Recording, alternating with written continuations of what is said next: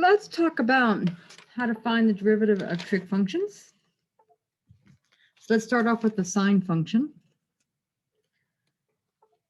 So when I'm starting off with the sine function, I'm going to start off with the definition of a derivative.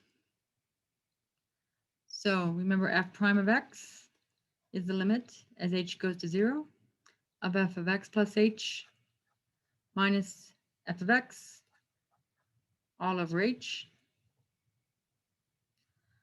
So this will be the limit as h goes to 0 of sine of x plus h minus sine of x all over h.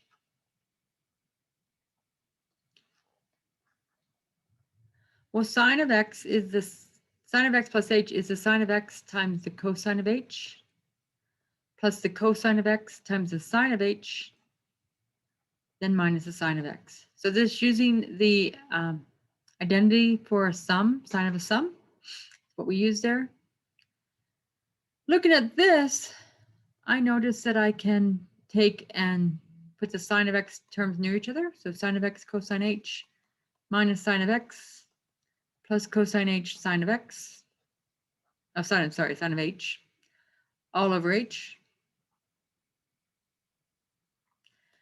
And then I notice that here I can pull the sine of x out. So I've got sine of x times the cosine of h minus 1 plus the cosine of h times the sine of cosine of x. That's where my problem was. Cosine of x times the sine of h.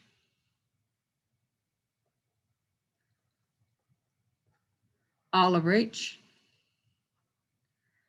And then I remember that there's a limit law that says the limit of a sum is the sum of the limits.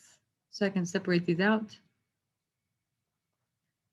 over h plus the limit as h goes to 0 of cosine of x sine of h over h. Now, one of the things I remember is that the sine of x doesn't have an h in it. It doesn't have an h involved in it, so it's not involved in this limit. So I can pull it out of the limit because it's basically considered a constant in terms of the limit, not in terms of itself. Sine of x definitely is not a constant, but in terms of this limit, it is a constant. Same thing with this one. The cosine of x can come out,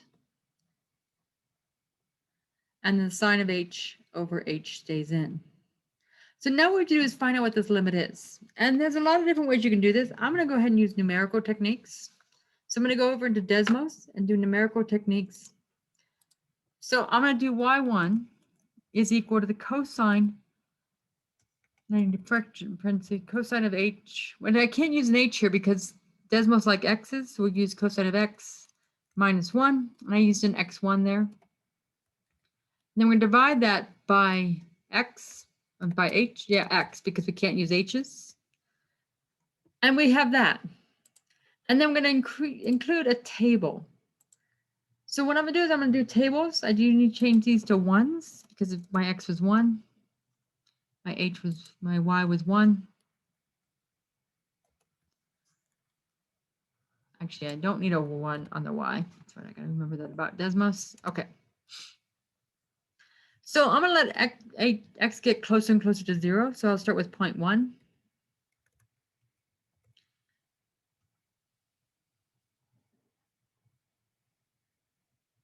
I could do need a 1 there.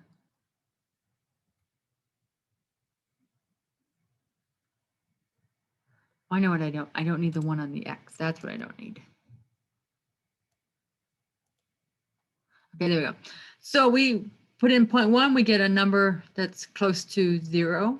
Not yet, we don't know for sure. So let's do 0.01. Let's do 0.001. Let's do 0.0001. Notice these numbers are getting closer and closer and closer to 0. Let's try on the other side from 0.1, negative 0.1.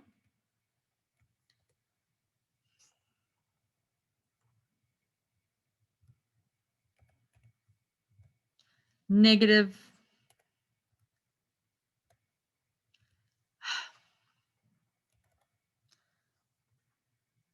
negative 0.1.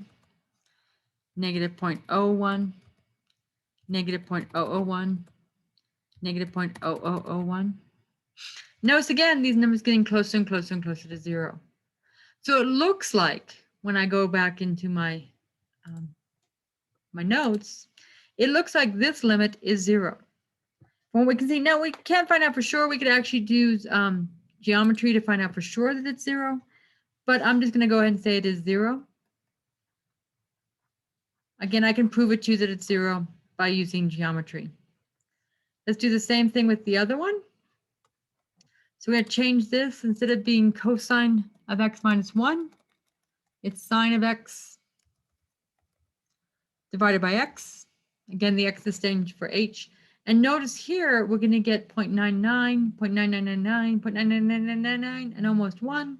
Same thing the other direction. We're always going to get close to 1.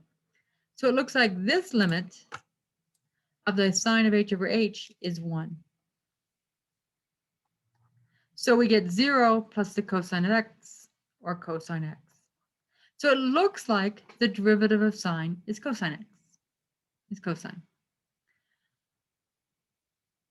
We can do the same thing with the cosine. Again, we'll do the limit as f of x plus h minus f of x all over h goes to 0. Be the limit as h goes to 0. Again, I'm going to use the sum formula. This tells me it's the cosine of x times the cosine of h minus the sine of x times the sine of h minus the cosine of x all over h. Again, we're ordering things a little bit. We're going to take the cosine x, cosine h near each other, minus cosine x near each other, then minus sine of x, sine of h all over h. This would be the limit as h goes to 0.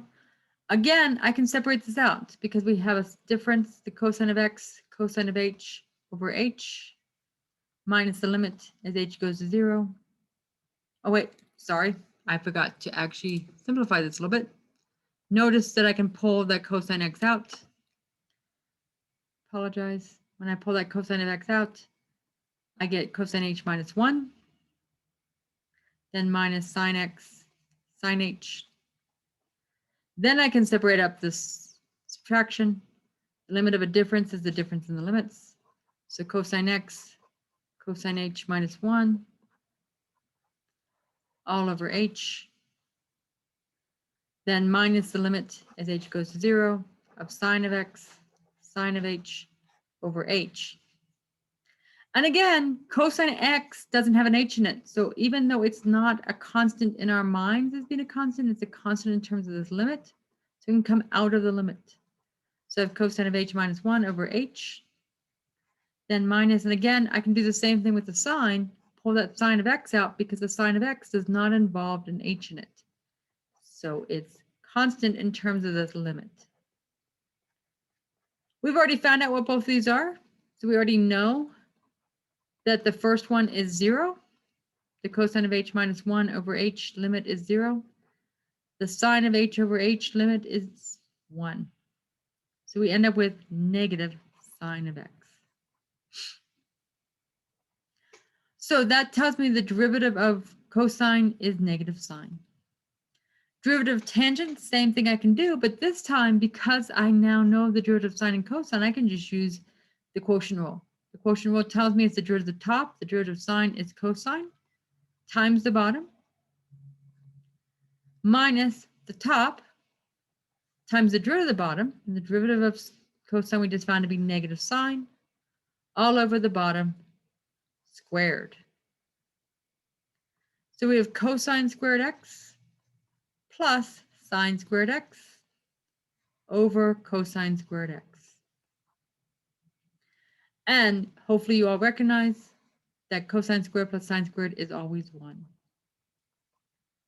So the derivative of tangent is 1 over cosine squared or secant squared.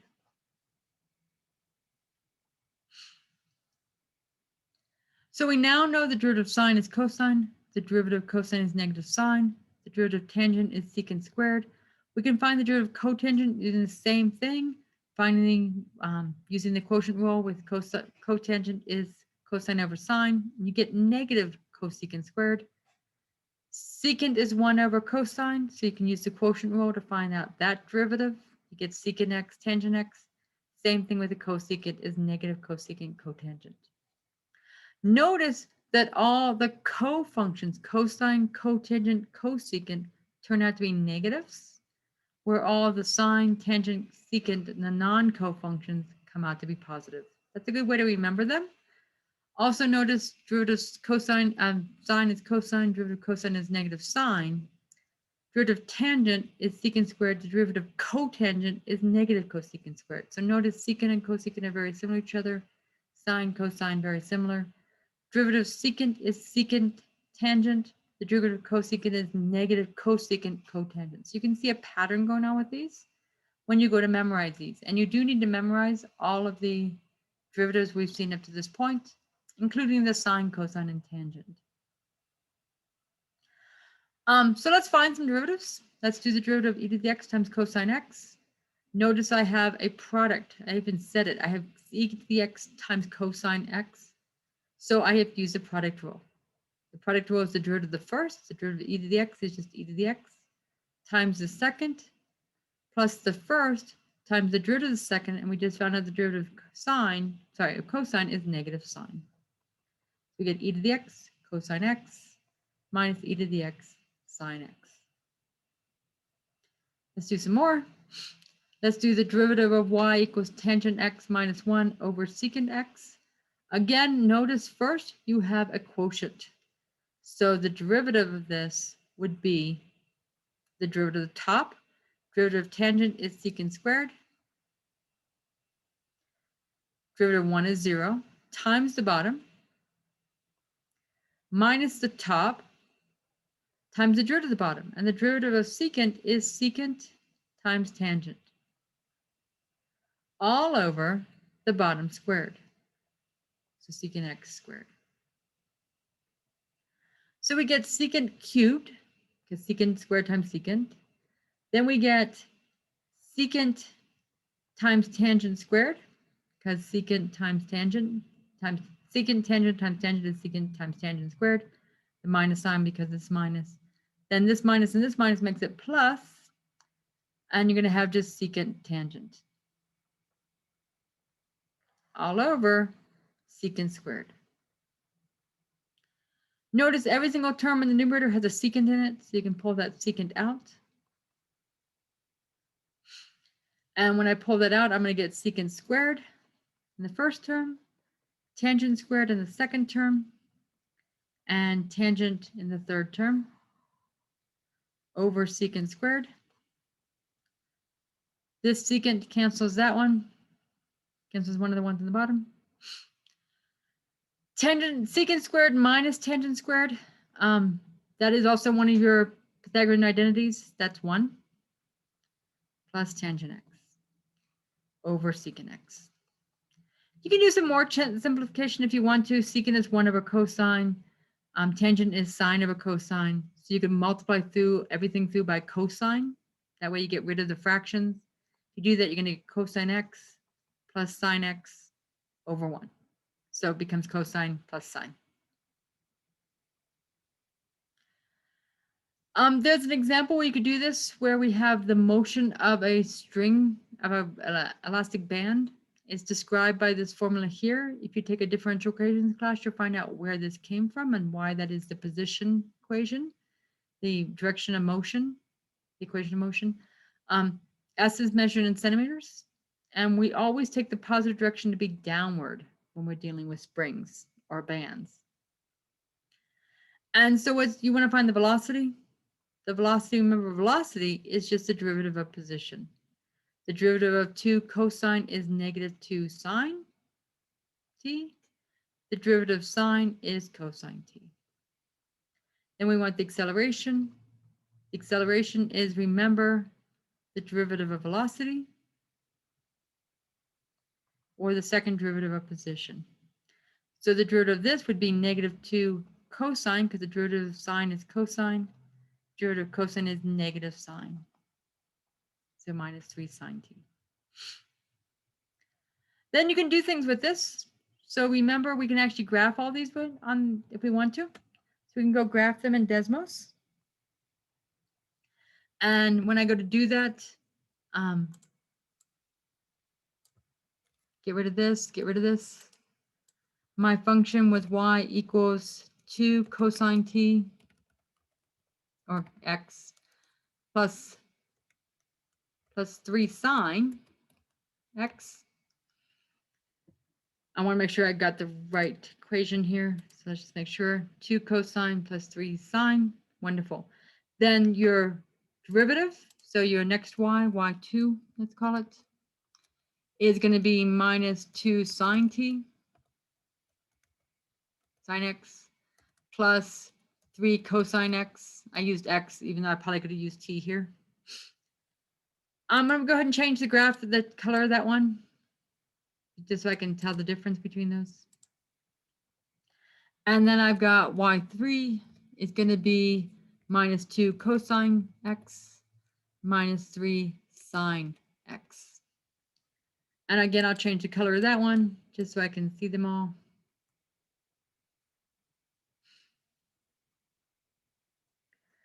And so here, the red one, if you can't see red, I can change that because I know some people can't see red. So we'll change that one to black.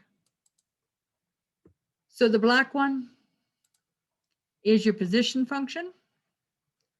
Your blue one, this one here, is your velocity. And the purple one is your acceleration. If you want to know where you have the maximum position, where you're farthest away from equilibrium, that's going to be your maximum position here.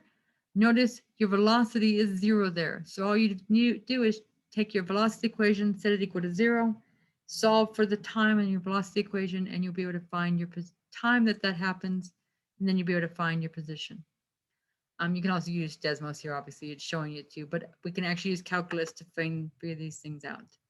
So that would be your next steps, is to then find out where your velocity is 0 and so forth and so on. All right, and so this is how we find trig functions.